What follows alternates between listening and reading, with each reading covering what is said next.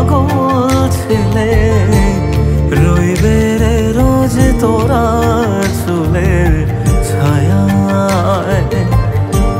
তুই নাকি মাসার বোঝনি, তোর কাছে নয় কিছুই কঠিন।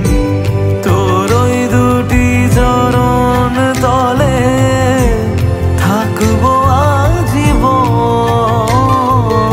শ্যামা মা তোর চরণ ধরে থাকতে দিস রে জনম ভরে আমায়।